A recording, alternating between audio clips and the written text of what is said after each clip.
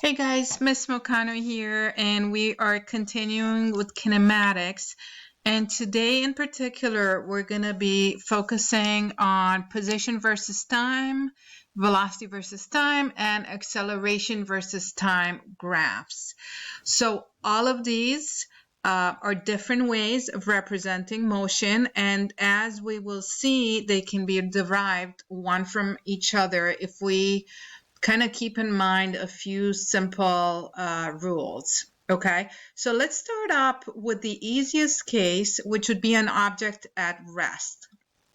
So in this case, my position versus time, the object is at rest. It is not moving, which means that its position stays the same as we go on along the time axis. So more and more time is elapsing. Our position is not changing. So that's pretty simple. What does that mean in terms of velocity? Well, if the position is not changing, then the velocity of that object is 0. And that's what we see in this graph. Let's go to something a little more complicated. All right, so let's go now to an object that's moving with constant speed. So let's see if I can make that just a little bit bigger. There's a reason why I'm not doing it in presentation mode. I wanna, all right, so let's see if, yeah, let me just go back to this. All right, so when we got constant speed, you can see a little motion diagram of the object here. So the position, again, all of these graphs are equivalent to each other. We're just representing different quantities on them, but they're really kind of telling us it's describing the same object. And I really like stacking my graphs like this because it comes in really helpful in problems. So in the position versus time graph, we can see that we have a slope that is constant. So let's just say right off the bat that the really important things that we're looking at when we're looking at all these graphs, the important things that we're looking for are the slope and whether the quantity is positive or negative. So in this position versus time graph, we see that we have a constant slope and the slope is positive. So what does that mean? The slope of x versus t graph always gives us the velocity. So if we got a constant slope, then automatically we have a constant velocity. That's what the velocity versus time graph is showing us. All right, we got a constant velocity. The next question we got to ask ourselves is the velocity positive or negative? And how do we tell that is if the slope of the position time graph is positive, then our velocity is positive. That's what we're showing here. If the slope of this were negative, but constant, then our velocity would have been negative and we would have shown it down here, okay? The next thing we look at, when we look at the velocity time graph now, essentially we're asking ourselves the same question. We're looking at what we have. We're asking ourselves, what is the slope? Is it constant? Is it increasing, decreasing? In this case, the slope is 0. And so what the velocity times slope tells us, it tells us the acceleration. If the slope is 0, then the acceleration is 0. Let's kind of go to something a little bit more complicated now. So we're talking now about an object that is speeding up. And let's just kind of focus on this section over here right now. And I have my comments over here. So this is an object that is speeding up in the positive direction. How do I know that? Because if I look at the position time graph, I can see that as I'm going in order of increasing time, as I'm moving along this curve, the position is getting at higher and higher values of x. So I know I'm moving in the positive x direction. The next question I ask myself is, like I said before, really important to keep in mind the slope. So is the slope of this graph, what's happening with it? Is it constant? Is it increasing? Is it decreasing? And the next question I would ask myself is that slope positive or negative? So those two questions are really crucial and they will help you a lot. So let's go to a first question. What is the slope of this graph? Is it constant? No, because it's a curve. Is it increasing? Yeah, it's increasing because I can see that I'm moving along. As I'm moving along the curve, if I drew a tangent at every point, that tangent would be, the slope of that tangent would basically be increasing. So my slope is increasing. What does that mean? That means my velocity is increasing. And that's what I see on my velocity versus time graph. I see that my velocity is increasing. And then my other question up here was, in the position time graph, is my slope positive or negative? And I see that at every point along this curve, the slope is positive. What that's telling me is that my velocity is in the positive values. And that's what I see down here in this graph, velocity versus time. I see that my line is in the positive values. All right, so once I determined my velocity from the position versus time graph, now I can go to my velocity time graph, and that will allow me to determine my acceleration. And basically what I'm doing here is I'm asking myself the same questions. I'm asking myself, what is the slope of this graph? I can see the slope is constant, and I could see that it's positive. So that tells me right away, if my slope of the VT graph is constant, my acceleration is constant. And if the slope of the VT graph is positive, my acceleration is positive. So here we have it.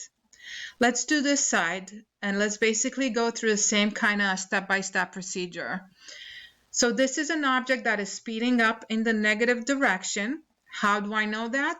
Again, I look at my position time graph. As I go along in time, I see that what's happening here is my position is going to lower and lower x values. So what's going on, the object is basically moving towards the origin, okay? So let's look at this a little bit more depth, position versus time. What's happening with my slope? Is my slope positive or negative? It is negative. If you look at this curve, it is negative at all points. So that tells me my velocity has to be in the negative values, which is what I see down here. Then my other question I ask myself, what's happening with the slope of the position time graph? Is it staying constant? Is it increasing? Is it decreasing? And I can see that it is increasing, okay? So if that's increasing, that is telling me that my velocity values, the absolute values of my velocities, are also increasing. And that's what I see here in my velocity time graph. I have my velocity in the negative values, but the actual values, the absolute values, are increasing.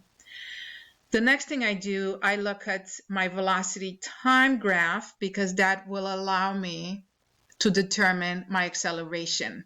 I ask myself the same questions. What is my slope? My slope here is constant, and that means my acceleration is constant, which is what I see down here. But I also see that the value of my slope is negative. Okay, so I got a constant slope. It's not increasing or decreasing, it's constant, but it is a negative slope. It's not positive. So that's what I'm seeing here in the acceleration versus time. I got a negative acceleration and it's a constant acceleration. So that's basically how we go about interpreting and drawing these graphs. Let's do the last one here, which is an object that is slowing down. Again, we have two possibilities. We can have something that's slowing down in the positive direction or in the negative direction. So this object, let's kind of work on the left side again. This first object is moving in the positive direction. We can see that as time goes by, my x direction is increasing. What is happening to the slope of the position time graph? Well, we can see that the slope is always positive. So that tells me my velocity is in the positive values. Great. But we can see that the slope is actually decreasing as we go along in time. So that's telling me my velocity is decreasing with time. So that's kind of told me everything I needed to know about this graph. Now, if I want to know about the acceleration, I'm going to look at this velocity time graph. I'm going to ask myself the same questions. What's going on with the slope? The slope, we can see, is a constant slope. So I know I'm going to have a constant acceleration. And then I ask myself, is the slope positive or negative? And in this case, we can see it's a negative slope. I know my acceleration will be negative. Same thing on the right hand here. So I see that my object, as I go along in time, the position of my object is actually going to lower and lower x values. It's going towards the origin, which tells me my object is moving in the negative direction. Let's see what this is telling me about velocity. So I am looking at this curve. I can see that I have a negative slope on that curve, which tells me right away my velocity is in the negative values. This is what I see here. My velocity is in the negative values. I also see that my slope of this curve, as I go along in time, it is decreasing. So that means my velocity is decreasing. The absolute values of my velocity are decreasing in time, which is what I see on this graph here. Now, if I want to know about acceleration, again, I go to the velocity time graph. And I ask myself the same questions. What is happening with the slope? Is the slope constant? Is it increasing? Is it decreasing? And the second question I ask myself, is the value of the slope negative or positive? So I see that here my velocity time graph has a constant slope. So I must have a constant acceleration. And I also see that it is a positive slope. So I know I must have a positive value of acceleration, and it's a constant.